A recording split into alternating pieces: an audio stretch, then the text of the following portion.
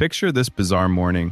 You open your eyes, roll out of bed, check your phone, and the entire internet is melting down. Not because a celebrity said something wild, not because aliens landed, but because one of the biggest countries on Earth has quietly slipped out of existence. No warning, no explosion, just gone. China has vanished. A place with more people than Instagram has daily users. A place the global economy leans on like a crutch. A place that churns out more products than any other nation in human history. And now, it's not there. Let's chew on what the world would look like in the days, weeks, and years after something this absurd. Welcome back to Brain Munchies, the show that feeds your curiosity one fact at a time. Chapter 1. The assembly line of Earth stops mid-sentence. Imagine the world as a giant machine. Every gear depends on another, and one of those gears, the biggest, loudest, fastest one, just popped off the engine and rolled into the void. That gear was China. The phones we all obsessively check, their birthplaces evaporate. The factories that welded, stitched, blended, and assembled everything from air conditioners to sneakers to laptops, gone like someone rage quit the simulation. Shelves don't just look empty, they look like they gave up. And suddenly the whole world realizes, oh, we are way too dependent on one country. Chapter 2. Price tags start laughing at you. When China's manufacturing paused during the pandemic, a shipping container went from $2,000 to $20,000. But that was temporary. Now, it would feel like the global economy got jump-scared. Prices don't rise, they launch.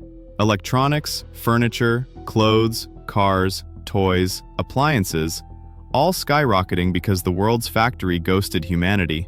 You ever tried shopping for something during a shortage? Multiply that by 1,000,000. Everyone complains. No one can afford anything. And every government is like, okay, we need a new plan. Chapter 3. The countries that would cry first. Some nations don't just take a hit, they take an uppercut. Australia. Half their economy revolves around feeding raw materials into China's industrial furnace. Remove the furnace? Mining towns turn into quiet deserts. Germany. Their luxury car brands rely on Chinese buyers like oxygen.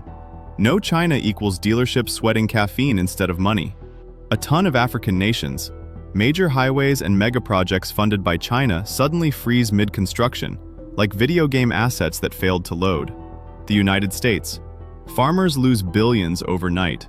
Agriculture becomes a panic room.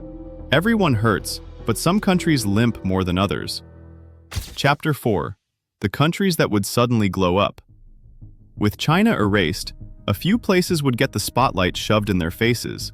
India becomes the world's backup factory, whether it's ready or not. Vietnam, Indonesia, and Mexico see factories showing up like surprise guests. The US and Europe rediscover their manufacturing muscles, which have not been used in decades. Jobs return, sure, but so do prices that make you question your life choices. Chapter 5. The rare earth panic button. Phones? Electric cars? Wind turbines? Military tech? All rely on rare earth metals. Guess who processes most of them? Yep, the country that just Thanos snapped out of existence.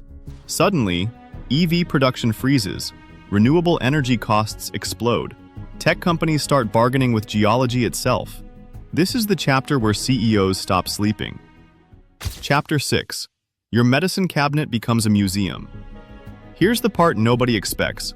Most of the ingredients used for modern medicine, the stuff inside your pills, inhalers, antibiotics, blood pressure meds, come from China. So with China gone, pharmacies run out. Hospitals ration supplies. Minor infections get their main character arc again. This is the moment humanity realizes medical supply chains were held together with hope and vibes. Chapter 7. The climate paradox. You'd expect climate change to improve, right? China emits a massive chunk of global carbon. But there's the twist. China is also the world champion of solar panel production, battery manufacturing, renewable energy scaling. So emissions drop today, but the tech needed to fix tomorrow? Harder to get than ever. Climate scientists everywhere simultaneously facepalm. Chapter 8. Can the world replace China? Short answer, not a chance. Not quickly. China's manufacturing ecosystem is a decades-long cheat code. Megaports, rail systems, highways, huge labor force, supply chains that run like a scripted event. Rebuilding that somewhere else would take a generation. The global economy? It enters a long, cold winter. Chapter 9.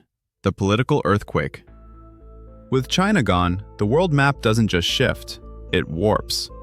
The US becomes the lone superpower again. Russia tries to stretch into Asia like a roommate hogging space. India levels up faster. Taiwan becomes safer politically, but poorer economically.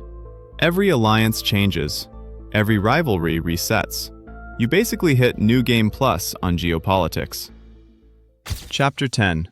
The Human Story. We'd lose. Forget economics. Forget manufacturing.